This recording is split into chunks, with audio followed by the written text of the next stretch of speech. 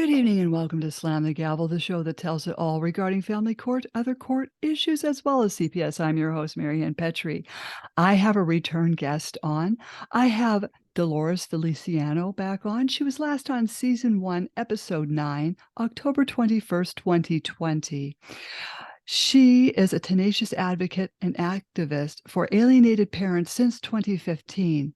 She has coverage on YouTube, one of which is called Family Unjustifiably Torn Apart, which is in 2 parts, part 1 and 2.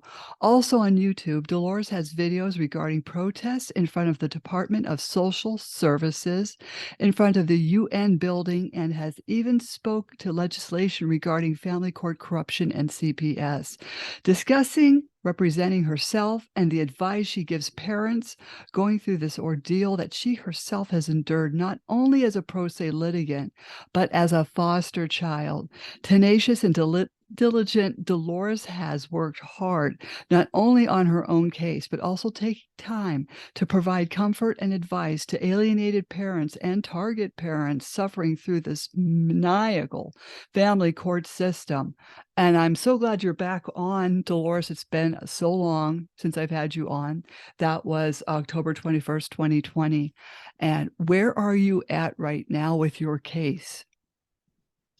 Yes, hi, Marianne. Thank you for having me once again. It's truly a pleasure to be speaking with you and the folks out there. So since we've last spoken,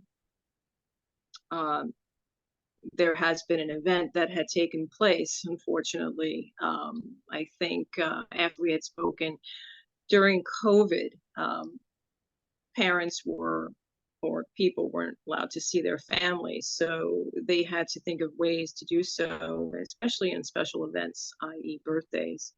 And I had taken that opportunity to do so for my daughter. And it has now been since 2014, and I'm sorry, since she was 4, that we've been separated. Anyhow, so I took advantage of doing a COVID birthday parade, and which went successful. And it had been about 8 years since then that she has not been around us or seen us for a while. And because of the success of it, they had attempted to once again bring us back to court. And it went awry on their part. Being that everything was successful, I'm sure my daughter had questions, and that was back in 2020, 2 months later after the birthday parade, and it was served improperly. And that winter, COVID was heavy, and it had been procrastination ever since. Mind you, back in 2016, there was a hiatus of 4 years prior to the parade. So nothing from the other parent did they want to take me back in. Everything was quiet. And I was in the healing process. My family was in the healing process. As you know, it's very grueling when you're having to go pro se and you're having to, I'm going to use defend. I don't use the word fight. Defending yourself, defending your character against false allegations and unproven allegations. You're also defending your child's rights. Unfortunately, we don't have those rights when dealing with the facade of family court. They are not built for the family, they're built for the court family, i.e. the judges and the attorneys and the doctors, so-called doctors and guardians ad litem. So it's a family of the court that they protect, not the family regarding children and the family unit. So since then, I had gone pro se, and again, the game of the court to procrastinate, to postpone, to give the other side a chance to not be there. Unfortunately, they had an agenda which was to, after having a petition, they had petitioned for sole custody after the parade. They had petitioned for sole custody, permission to move out of state due to false reasoning of business going down due to COVID, which was false. I found out, and with my research, and to suspend my visits to the school. Again, using false allegations, through which, being a part of my daughter's life, I attended all school functions. To go back shortly, they had put back in 2013, when I had a trial against CPS. Yes, I did hold a lawsuit against CPS and the forensic evaluator. After my fifth attorney that decided to leave me 2 months prior to when we were supposed to prepare for a cross-examination on CPS and the forensic evaluator, my attorney had turned on me and ghosted me, as the language today, and decided to go on their side, therefore forcing me, what I didn't know then, I know now, stipulations in order to for them to withdraw. When in fact they withdrew from a hearing prior to the trial that I had put upon them, because when they're at a loss, they'll think of, the term is called fact finding, where they'll throw it out saying, we found a fact finding. So I challenged them and I said, okay, prove it. They withdrew. I got a phone call from the hearing director, and then came to trial, to cross-examination, and that's when my attorney turned on me back in 2013 on the day of cross-examination, and stated that they would only withdraw if I take stipulations. It took them 2 hours to coerce me, and they did coerce me.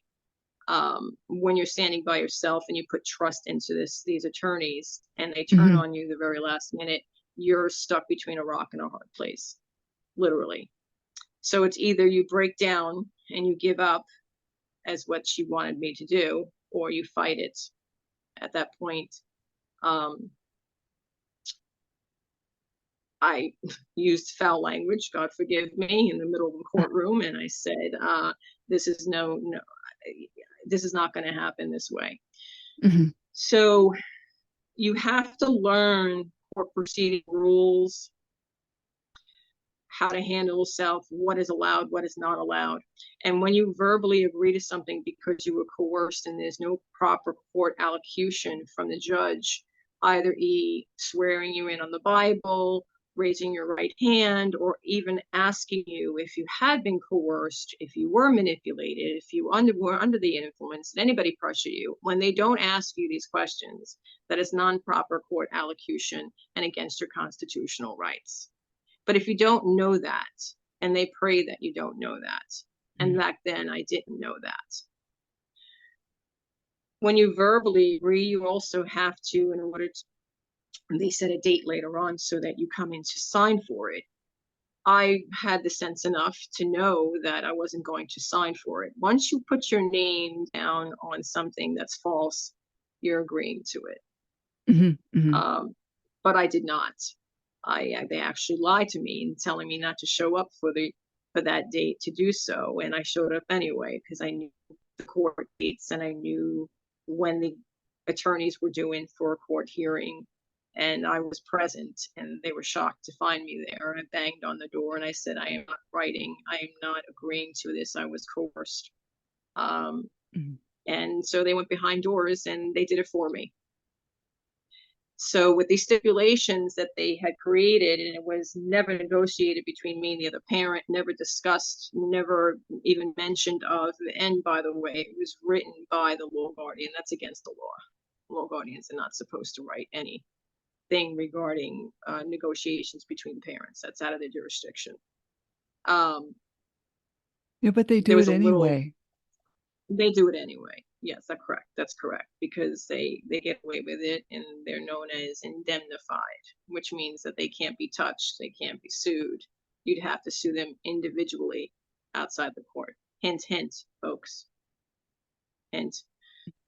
Um, so with that, they left a little pull inside there. Their stipulations were rigged so that I wouldn't be able to see my daughter unless I were to through therapeutic visitations. That was the first one, um, which I did try to follow. But when in doing so, the law guardian was preventing anything from happening. The reason Mm. why they probably didn't want therapeutic visitation is because then uh, my daughter's behavior would have been shown, and the looks of alienation probably would have come out at that point. Um, and so she prevented it. So the law guardian was the key to keeping this litigation ongoing in favor of the alienator, the other parent. My story is a little bit in depth where there was leverage being used, and that is because the other parent gained a relationship with a retired NYPD. Unfortunately, the courts are enabling and allowing leverage to be in the courts using retired PD um, or anyone that's able to help with their campaign. Unfortunately, this is my case. So from the very beginning, Dad and I had, although I chose to sever the relationship due to his issues, and a domestic attempt on me. I'm dealing with retaliation from that from him, and also an ex of his that had become an NYPD and then retired, a jealous person who wanted to get back into his life, and we share a child. So it was their way of trying to hurt me, break me by taking my daughter away, using false allegations um, to do so. Um, Supposedly the hired and police will know the ins and outs of the court system, and they know how to drag a person in, teach another person to do so, and that's in my case what happened. He was taught, and once you're in the system, it's very difficult to get out. So I'm jumping in tangent here, so forgive me. Just I'm going raw. Just tell me, keep me back on track. Have I answered your question? Because I tend to go back in time. It's been a long time since my case. It started in 2010. No, I think you're doing So fine. because I can follow you. Like people okay, say, well, just walk away from family court. You don't have to go in there, just walk away. People don't understand that you get sucked into it and you can't get out. it is a trap. It is a trap. Um, and so back with that, this new petition. So after 2013, when they put on the stipulations, and as a good parent or a parent who wants to see a child, does right by the child, you try to follow these stipulations, even though they're absurd and they probably do more harm to your child than good. Um, when in doing so, the law guardian, they didn't think that I would, but when I did, there was obstacles, and the law guardian was preventing it. So one of everything was not seeing my daughter, therapeutic visitation, therapy for my child, which at that case the father had to presume to do so, therapy for me, um, evaluation, psychic eval, all that. It's a ploy to just try to keep my child away. But there was a loophole. And that loophole is that which didn't make sense according to all the stipulations, where in the end, I was allowed to, and my family were allowed to attend school functions.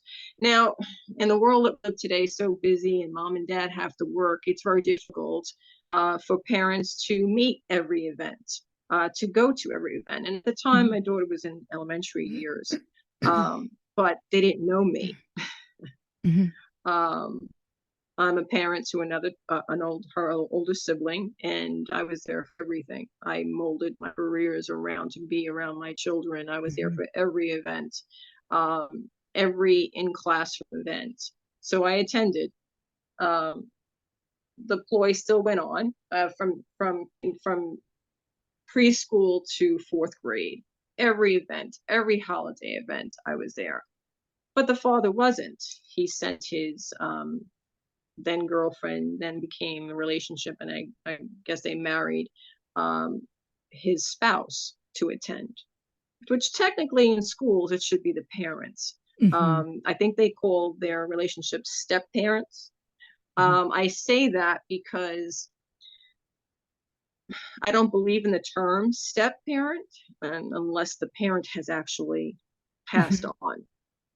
We've learned the word step parent from the Disney movies, Cinderella, Snow White. When the parent has died, then another parent steps in to act as the parent. Well, I'm still here. If the parent's still living, I'm still here.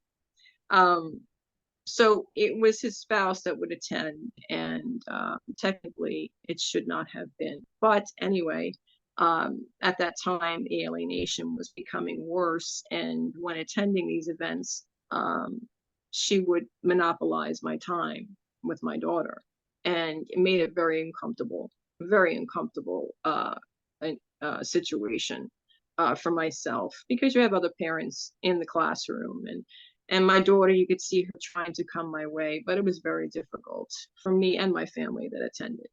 But we still did, and my daughter saw that, and that was the most important thing. Your child needs to hear that you are still there and that you want to be there, because what the alienator does not want is the child to see that.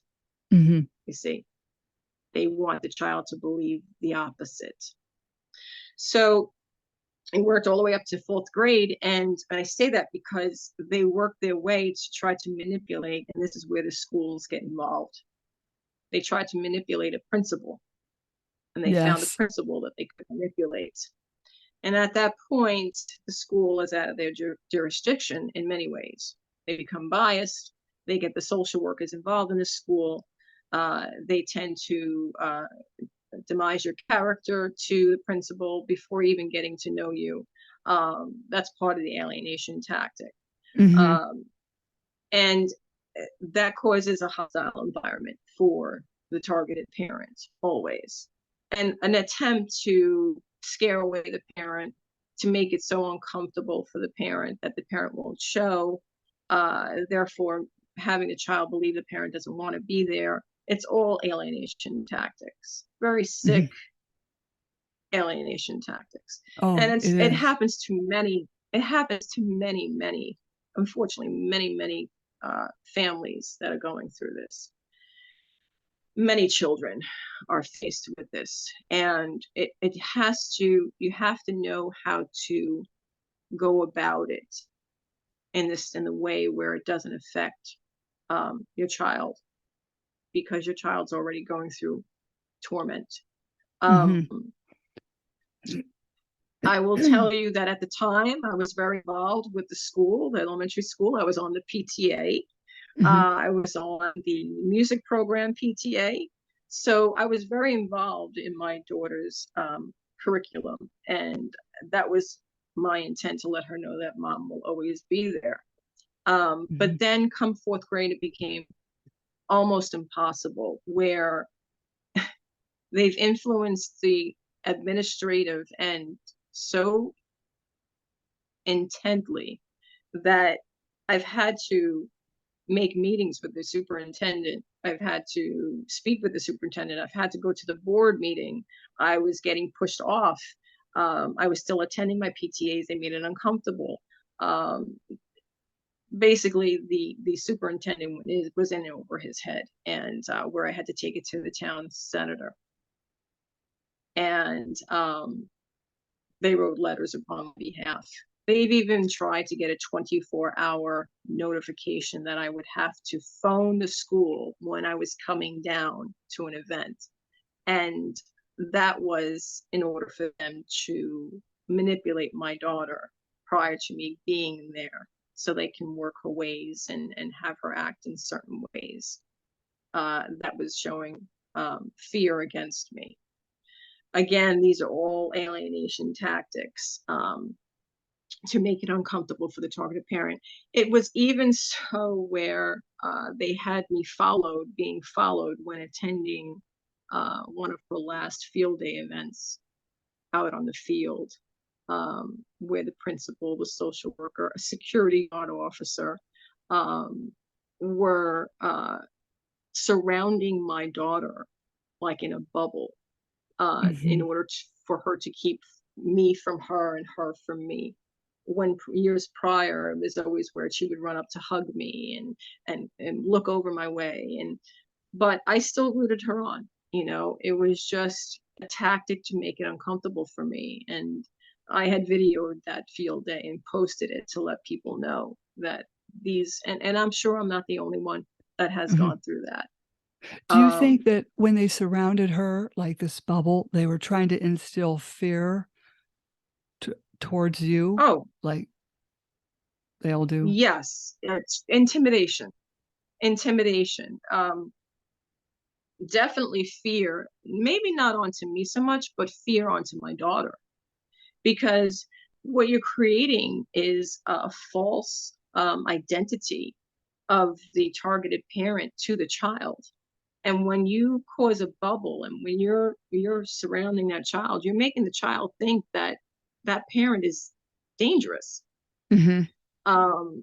And if that were the fact, I wouldn't have been there anyway in the first place. They would have escorted me out. They would have prevented me from even attending an event if a person is dangerous. So it was just an intimidation tactic for me to decide to leave. They were hoping that they would cause such an uncomfortable environment for me, that in hopes that I would leave. But I didn't. I steadfast. And at the time, here's the kicker. That day, I was volunteering on the PTAs I had earlier mentioned. And I had volunteered to help out on the field day event to hand out ices to the students after they had performed their events. When it was time for my daughter's class to perform field day, I went out on the field, as all parents do when they're working. They want to see their child's class. But when it was over and it was time for me to go back to the table to hand out the ices, they prevented my daughter to go to the table with her classroom. Oh. And they escorted her into school. So again, trying to create a facade of fear into my child against me. I could only hope and wish that she had received her icy when she went inside. It deprived her of being with her class and deprived her of getting an icy with her class. So it's really deplorable. But I stood fast. And so that was fourth grade. And as I said before, I spoke to the town senator, and he wrote a letter on my behalf. Because for the full year, I did follow the 24-hour notification. I gave them what they wanted. It wasn't going to stop me from attending my daughter's affairs because they wanted a 24-hour notification. I gave a phone and a fax every single time. And I believe the office started to respect me due to it, because as hard and difficult as it may be, those who are watching and hearing this right now, you can't control what people are going to say or do to you, say about you, or do to you. You can only control yourself and how you react to it.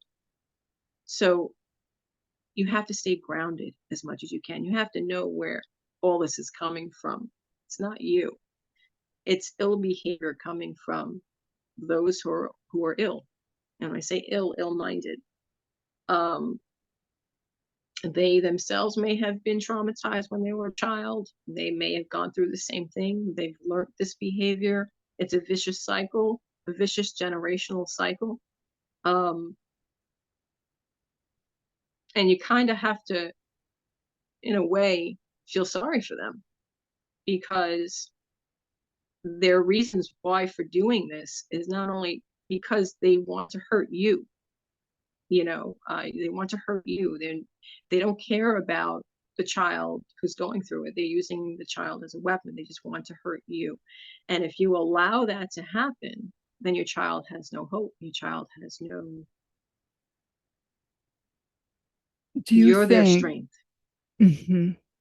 do you think if your ex never got involved with this woman, all of this would have gone much smoother? Absolutely. Absolutely. Mhm. In fact, no doubt. He learned how to do this. Although he is condoning it, and because he wants to hurt me, because I decided that we could not be together. And it wasn't a marriage. I was engaged. So I had broken the engagement due to issues I had found out. And I've known this family for a long time. We had dated back when I was after high school. And then we had dated, we were pre-engaged, and I had left then. And 20 years go by, we came together for whatever the powers may be. And you think a person would change and grow. Well, I had learned the hard way that was not. And I do believe it was a trick to get back into my life to hurt me for leaving him the first time. Mhm. And as sick as that may sound, it was proven that he had done that. Um, Mhm. and used got involved with a person who wanted to come back into his life, which I'm sure herself uh, was traumatized as a child, and through the years, and knowing now some personal information that I've learned and discovered, I can see where all this is coming from. It definitely is a generational vicious cycle. And for those who have trauma in their life and they choose not to get therapy for it or to heal from it, it's just going to fester like like a serpent in your body and in your mind, and you're just going to go through life as if nothing happened. And that's where narcissism comes in. Mhm. um and the courts failed my daughter. I can't even call it a court, Marianne. Mm-mm, mm-mm. It's not a It's an court, okay? illegitimate court. Exactly. It was created by CPS, was created by Congress. I can get all philosophical here. It's an entity that was created by Congress through Title 4D, using our Social Security regarding CPS. CPS was an agency created by Congress, and in order to change it,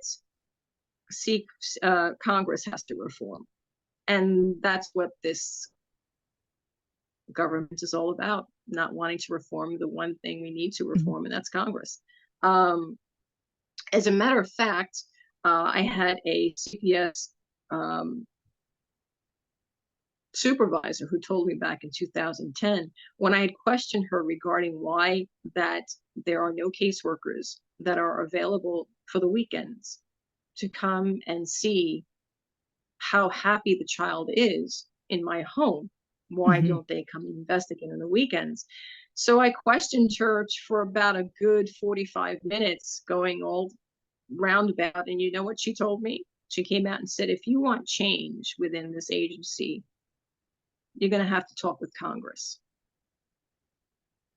That was Oh back in boy. 2010.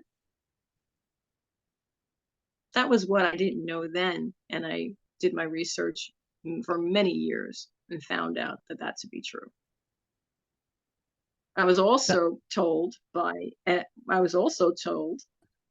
through the whole process and the litigation process of 10 years by an attorney that assisted one of my prior attorneys, um, on a phone conversation that I had wished I had recorded, but because I recorded everything at point, because no one wanted to believe that what I was going through was really actually happening. Um, but this phone call conversation, she had helped out one of my former attorneys at a last minute write up for a petition. Um, it was purposely delayed by my attorney, who did not do anything in my best interest or my child's best interest. It was all for himself.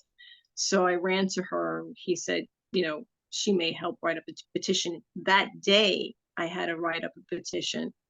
He never looked over my case with a new judge, never, in 2 months' time. And he told me that on the day we were supposed to see a new judge, that he was going to ask for an extension on a new judge. You never, ever will get an extension seeing a judge for the first time for a 2-month prepare. And he did nothing. So the judge at that time, Judge Chang, was my new judge, who was also involved with the Thomas Fowler case, said that I would have to create it within 4 hours that day. And the attorney at that time offered me a Coke to kind of like pacify me. You want a Coke? You want a drink? I said, no. I said, I want this petition made up now. And at the time, he had a bum leg. So he was hobbling along, and he says, I know someone who can help. And it was his assistant or a friend of his. And I hugged her in the parking lot, and I pleaded for her, can you write this petition? We went to her apartment. She wrote it up in a matter of 20 minutes. He then drove slowly. I had to get it in before they closed. So slow. And I ran and banged on the door and put the petition in. She was the one who told me over the phone, saying, your petitions will never go through pro se. They consider you a truth sayer. You are on their blacklist. And then she furthered, saying, I truly believe that your daughter was bought for $50,000.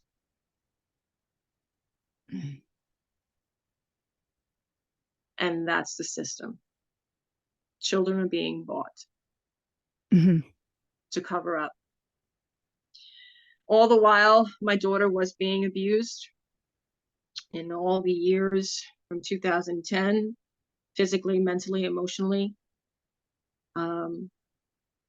She had been coming to me, and that's the reason. That's how he got custody, through lies, a false allegation, and using his new partner, leverage in the courts, to make up false allegations to get you into that building. See, once you're in there, it's difficult to get out. It's very difficult to prove you're innocent. So after 5 attorneys, I had chose to go pro se, and I was very successful. But it took a lot of hard work and dedication. If anybody asks how to become pro se, it's dedication. It takes strength, it takes time, it takes concentration, it takes perseverance. Yes, it takes a lot of research. And I've actually it took a lot. It can take a lot of your time, family time. It was another full-time job, but I did do it. It can consume you. You have to not allow it to. People ask me, how did you not allow it to? Well, I have faith. I have faith, and I read my Bible. And that's what kept me on the straight and narrow, to know that I was never and ever alone. And also those who are going through the same, you have support, you talk it over, you spend time with them. You have to learn how to put things on the shelf for a little while and heal yourself, take time for yourself, because it can be very draining, as you well know, Marianne. But after going pro se, I wrote my own petitions. I wrote my own motions. I wrote my own appellate petitions. I've done, at the time, I was also doing protests, as you had mentioned, at the DSS building regarding my petition. And I learned how to be a paralegal. I learned the Mhm. language. Unfortunately, when you're in this for the haul, a long haul, you tend to learn the language. You tend to learn, if you're observant, you tend to learn, and you don't question your gut feeling as to say, can this be really happening? Can they be really lying to me? Mhm. Can, is what I'm seeing and what I'm hearing and what I'm thinking true? Is this, you learn the game, because to them it is a game. Mhm. It's all a monopoly game. That's all it is. I found out the dates. I did a lot of research. Nowadays, you can find out anything over the Google and networks. And I went to law library. I learned certain law, and I wrote my petitions, and they passed through the appellate. And I had an ace-winning appellate attorney, but she too noticed that once a cover-up had starts, cover-up meaning abusive cover-up, um, things that had gone through the wayside because one judge let it go and then it gets to another judge. So they have to protect one another. In order to do that, they're going to have to continue the lie, continue Mhm. the cover up. And that's what's been happening over the years. And then I realized in 2016, after the petition was accepted, they throw it back down to this family court. And I had won an evidentiary hearing due to my evidence shown to the appellate.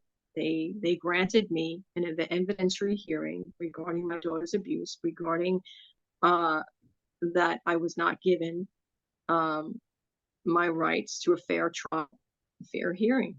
So then I Mhm. went before this judge, and he was shocked. The same judge that denied me and said the petition had to be written up within 4 hours, I got it done. He was amazed to see me there again. And he didn't look very happy either. Mhm. So I stood before him, but I was not being heard. He, as he stated on record, that he had to allow the other attorney their time for postponement, adjournment, postponement.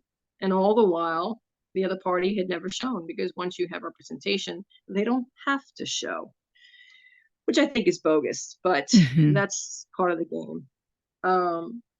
And 6 months later of postponing, they have to find a way to get it off the calendar, the court calendar.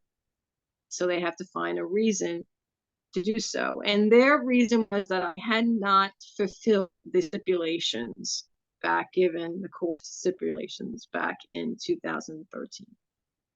If that were the case, they could have just ended the whole litigation process from the very beginning. But of course, no one gets paid if you do that. So they force everybody to keep coming back and back and back and back, in hopes that you either tire out or that you just don't show up. They find you in contempt, again, hence the game. Mhm. So yes, that's what I mean. You have to be steadfast. You have to be grounded and just play along with it to satisfy that you are not your integrity, to show your integrity. Mhm. And the more that you do that, the more annoyed they become, because they Mhm. realize that you are a good parent and you're becoming a headache to them, and they just want to get rid of you. But when you just keep showing up and you're not gonna give in, they just find a way, and that was their way. Back in 2016, they just said, "Oh, you didn't fulfill the stipulation," and they ignored my motion to have the guardian ad litem, attorney for child, GAL. What else do they call themselves? Uh, uh, um, Law guardian. I mean, I'm Mhm. I'm wondering what they're going to call themselves next. Mhm. So many names, but they they they are the, I call them gatekeepers, Yes. because they are the gatekeeper to your child. They are the ones that the judges listen to, whether they're right or wrong. And Right. if you can't get through to the GAL, your child is owned. But we all know, on a different topic, the birth certificate, the state owns you and your child anyway. Well, that's a whole nother Podcast. podcast or conversation. But you don't know this. Nobody knows this unless you're driven into this entity. And again, nobody wants to know of it because they don't want their family. They don't want to, everybody fears that. People fear CPS. They fear it because fear is not knowing of them. You know what they say, that when you fear something, it's because you don't know about it. But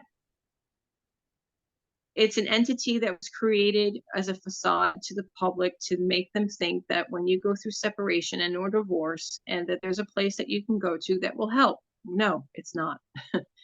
And nobody knows of it until they either dragged in by it by false allegations, or they go into it by thinking that they're going to help that family. But it's not. And so it takes people like you, me, and those out there strong who have mulled through it, survived it, because it's definitely a survival tactic that you have to inbred in yourself, or have inbred in yourself. And that's why it's important for those who don't feel that they have that to just, surround yourself with people who are sound-minded, who have gone through this, who have survived it. You can survive it. You just have to learn a different mindset to it. I truly believe that. And so I went on a hiatus back in 2016 after 5 attorneys, my whole life savings, after having to heal. And yeah, it does affect your body. Stress does affect, as we all know. And it took its toll on me, not once, but twice. But I've healed from both. And I took a hiatus from 2016. I said, okay, it's in God's hands now. And at the same time of taking a hiatus, I never stopped going to my daughter's events. I was always there. I had to live with this bad rep name against me that they created, this monster, evil mask that they created for me with other people. And the world is so gullible. The world, people are so gullible. They'll just believe the gossip. They'll believe the rumors. And that's just the way society has been made to be. So you just have to be the bigger person and just go away, going around that, shutting out those who are thinking negative. You know yourself. You love yourself, and that's all that matters. You're there for your child, despite, and no matter what, in my heart and my mind, and I don't know if you'll agree with this, Marianne, but no matter what people are saying about you, your child wants you there, no matter what they're going through. You may think that they hate you. You think that it's all because it's been instilled in them forcefully. But down deep in their hearts, they still want to see that you're there. You know what I'm saying? It's not that they don't like you or hate you. It's something that they're being taught and being made to act around you. It's a self-defense mechanism. There are people that I've been following, my research, and one of them is a psychiatric therapist by the name of Karen Woodall. And I definitely am recommending the public to look inside her studies, and she's got free information. Google her name. She goes into the depths. Excellent. Goes into the depths of parental alienation and the therapeutic and the mindset of a child. And one of the readings on split-minded, where the child's mind is split, and it's split as if a self-defensive mechanism for the child, where the alienator will have coerced the child either through physical means, mental means, psychological means, any type of torture, is what I call it, to create an alien mindset in the child to the targeted parent. And the child loves both parents, no matter if the parent has been bad or not. They're going to love both parents no matter what. Okay. But they create such a scaring uh, um, figurine in their mind regarding the targeted parent, that if this child will split their mind into thinking, okay, this is how to self-preserve themselves. It's a technique that the mind is an amazing thing. And although the child is taught to speak badly about the targeted parent, to act badly around the targeted parent, they don't feel that way. You may think that they feel that way, but they don't. It's just a self mechanism. Another person that I like to throw out there, she's actually has been an alienated child herself, through a step parent. Again, he has that word step parent. She has her own Facebook, not podcast. She has her own reels that she throws. Her name is Lisa Goodpastor. Many people have probably seen her, Lisa Goodpastor, and she was an alienated child that grew up with a stepmother, alienated her. And an alienator can be anyone in the family. It could be a grandmother, it could be a grandfather, both sexes. It could be a new partner. It could be the biological parent. You even have alienators in your workplace. I mean, there are more people out there that are classified or labeled as narcissistic personalities out in the world than there are not. And it's a type of bullying, it's learned. And like I said, it's generational, taught through trauma. So again, I lost my spot. We're going raw here, people. But I did a hiatus back in 2016, and then it was a 4-year thing. And when my daughter had reached middle school, there were no more events within the classroom. They were just orchestra recitals, what have you. I was being stalked. The alienator befriended a parent in the school. I was being stalked in the parking lots. Everything uncomfortable.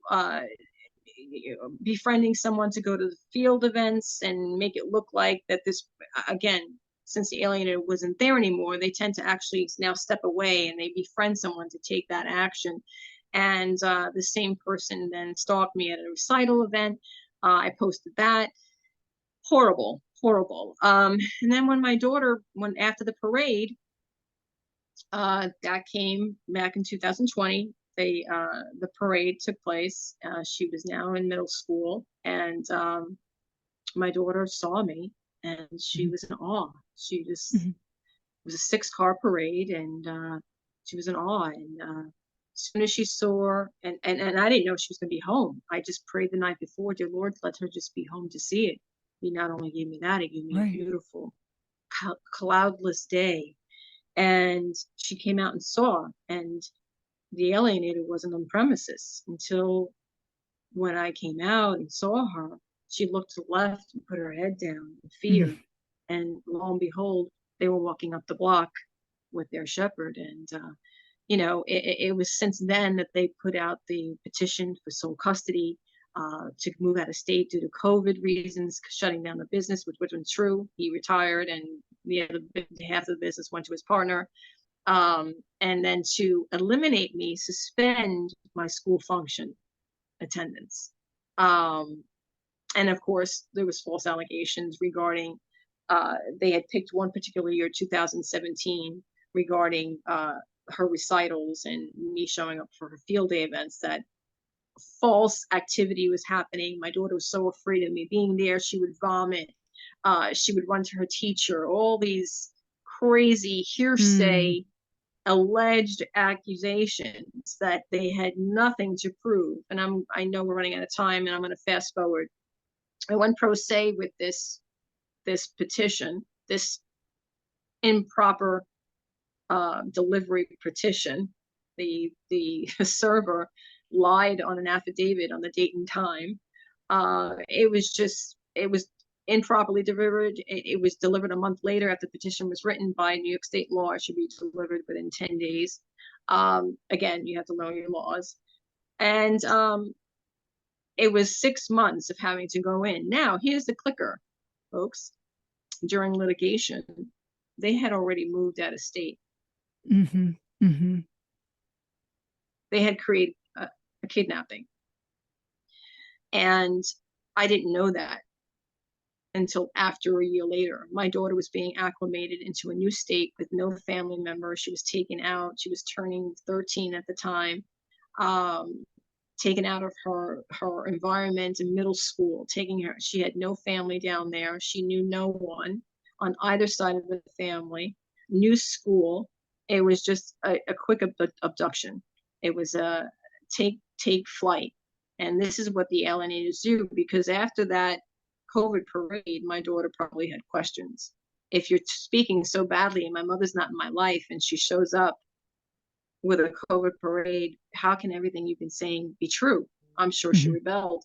So the only thing that they probably thought that it was time to leave because she was becoming of age. And they wanted to take flight. Now, during this whole litigation process, it went from one judge to a referee to another judge. They were shopping for a judge that they can manipulate. And the referee had recused herself. You know how that goes. Recused herself because she knew what was going on. And see, this is the thing too. You may have this good and bad in everything, and good and bad in everyone, and good and bad in every title.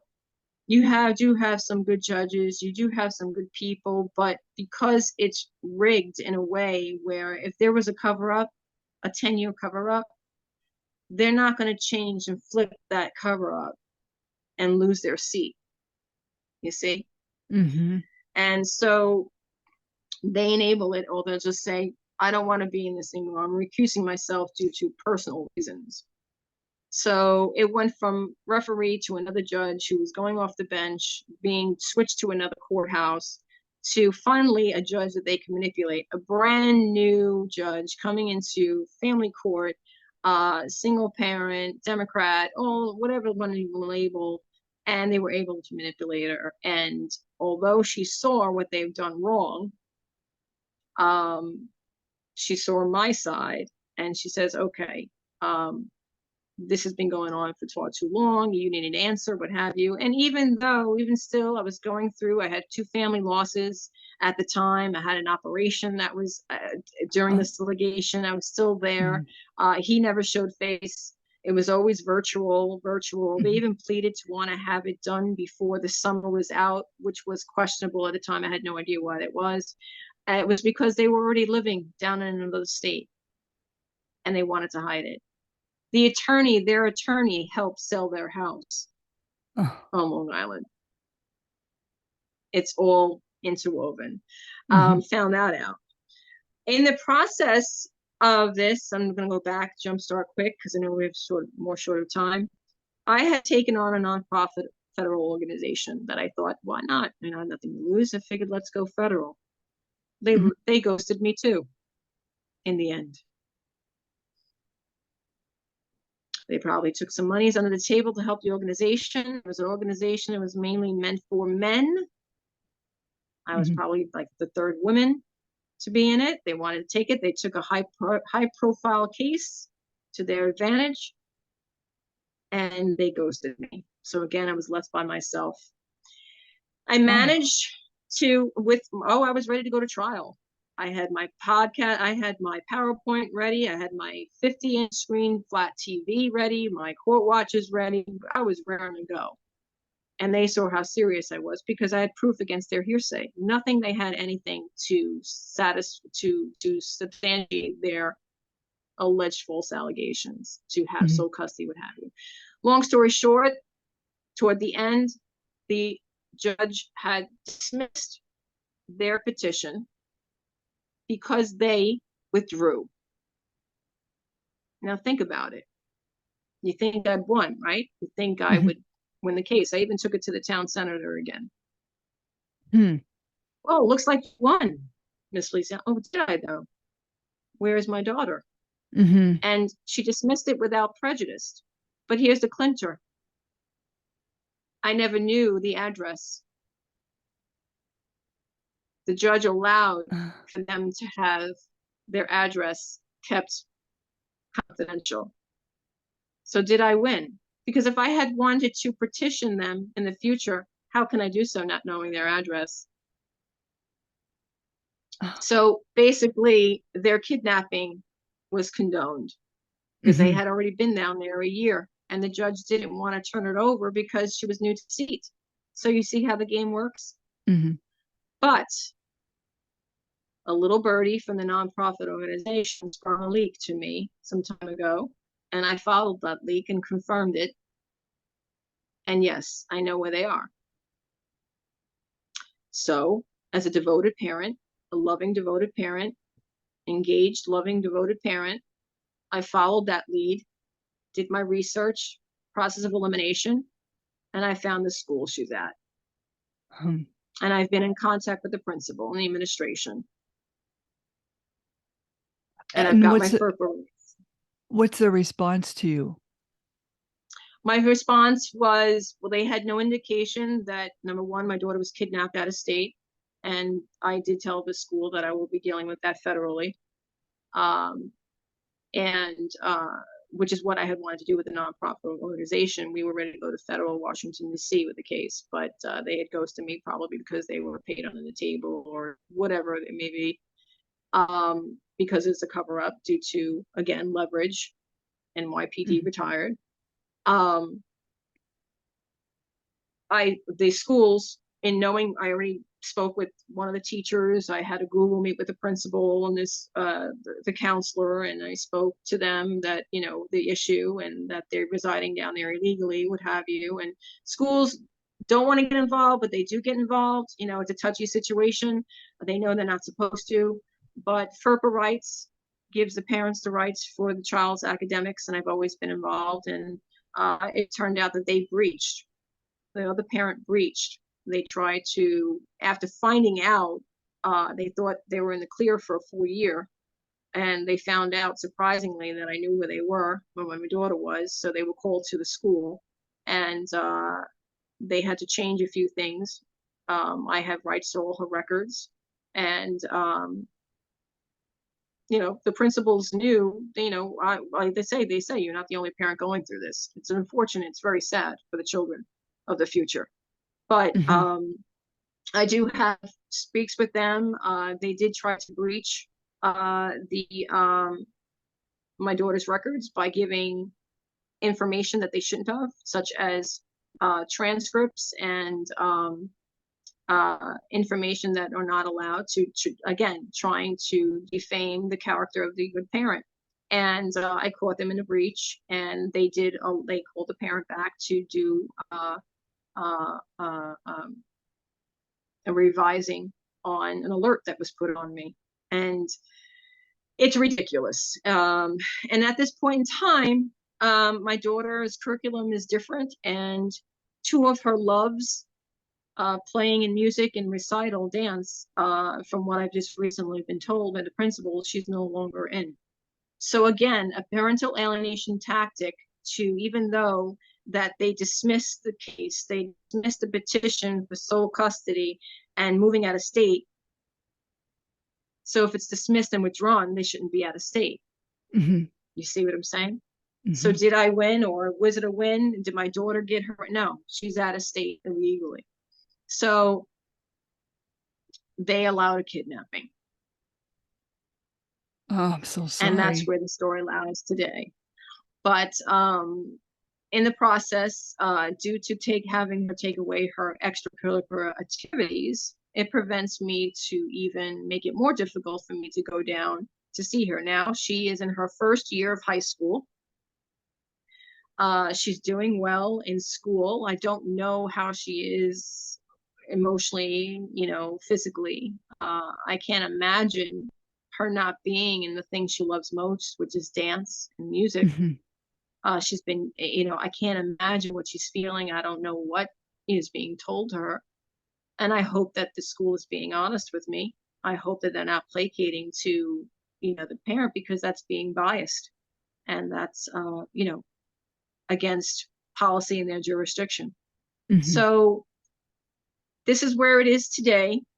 Um, I'm still strong, and, as I said, you never give up on your children, but they're always going to make it more difficult for you the more that they find it. And they took flight. They got scared, and they knew that if it went federal, that they would find themselves in contempt, preclusion of the law, and all the 9 yards, violating my amendments. And this is where it is today. That is the extent of what an alienator would do, possibly like narcissistic person would do. They will do anything to sever your relationship with your child. Um, People may ask, well, what do you do now? Well, what do you do now? You live your life. You you know your children in your heart. You know what they're feeling. You can't believe, you must not believe that they hate you. You must not believe that, because it's Mhm. not true. It's what they're being taught. It's all they know. It takes a lot of therapy to have them come back from that, because the trauma is insane. Insane. And you have to have unconditional love. And you have Mhm. to pray that they can withstand and cope with it long enough until they're able to reach out to you. Mhm. So that's my advice. And thank you for having me, Marianne, again. Well, thank you I for coming appreciate that. on. My last question was, are you gonna do anything else legally, or are you done? Oh, no, it's never done. You can never be done with your children. Mhm. It's Mhm. never a done issue. It's just now having to, no, the answer is, am I done? No, I'm not done. Okay. I'll never be done. So long as I'm living and my daughter's living, it's never a done issue. It's just a way of going about it. And things are in the works. But at the same time, you have to live your life. You have to Right. have a life. You have to go out and enjoy what God has given us. You have to be Mhm. thankful and be grateful for what you have, um, now. And you have to find that little bit of light, Mhm. because we all have it. We just have to look for it, and to make peace. And as much as hard as it is to say, to even hear more so, you have to learn to forgive. Mhm. Not forgiving what they've done, but to forgive so that you can move on, knowing that Mhm. God has got this. And and and and and this evil hasn't just begun now. It's been here for decades, since our Mhm. forefathers, since before that. It just never has come to light. And you just have to put it out there. Um, there are more of us out there than are not. And even to the people who think, well, it's not in my backyard, it's not in my home, Mm. don't think it won't be in your children's or your grandchildren's down the line. Mhm. And what's worst about this, Marianne, is all these coming out in these stories that are happening right now. Those who are watching, who are troubled, are learning what they Mhm. can do to get away with things. Mhm. And they're Very learning sad. about how, it's very sad. They're learning about this family court of what they can get away with. So we're actually teaching people how to be bad. They're teaching people how to be bad, how well you can get away with. But I do believe the system needs to reform. But the major reform, where it starts, is Congress. Mm. And we all know what's happening with that. Um, so it's a total annihilation that needs to be done of the Mhm. system, and recreated. Um, but unless you get to the core of the problem, it's never going to be fixed. And that's not to put doom or fear in anybody. It's just the reality of it. Mhm. And the more that we come out and expose and to teach the next generation, that's what we need to do. Mhm. In order to stop it, you need to teach the next generation of what to avoid, what to look out to. Education, knowledge is power. And I will always say, as I said the first time, Marianne, we have to learn to stop feeding the monster. Right. I agree. Oh, if anyone wants to reach you, how can they contact you? Sure. I have my YouTube. It's my email is legend of lolaleo at gmail.com. And I'll Legend put of that in the Lola Leo. podcast. Sure, Yeah. sure. And my two original YouTube videos of my case from back in 2000, starting in 2010, it's part one and part two, is under the title Family Unjustifiably Torn Apart. And unfortunately, when I had thought it was an original name, because I did think of it myself, I go to put that in and find that there are many videos titled Family Unjustifiably Torn Apart. And that was one of my eyes first woke up and saw, wow, I'm not alone in this. I'm not alone. And we aren't alone. We Mm-mm. just happen to have been um, the chosen who were dragged into this evil entity. And we have to learn how to survive it, to cope with it first, survive it, and learn from it so that we can teach the next generations to come. That's the Mhm. only way. I agree. But And thank you so much for having me on. well, thank you. Hey, don't jump off because I'd like to have you back on. Sure. Slam the Gavel. Slam the Gavel is a podcast to help the public understand what really goes on in these family courtrooms. I am your host, Marianne Petrie, author of Dismantling Family Court Corruption, Why Taking the Kids Was Not Enough, and Cry Out for Justice, Poems of Truth. Please join us again here with Dolores in the future and other exciting guests. Thank you again, Dolores. Oh, you're welcome. God bless everyone. Take care. God bless.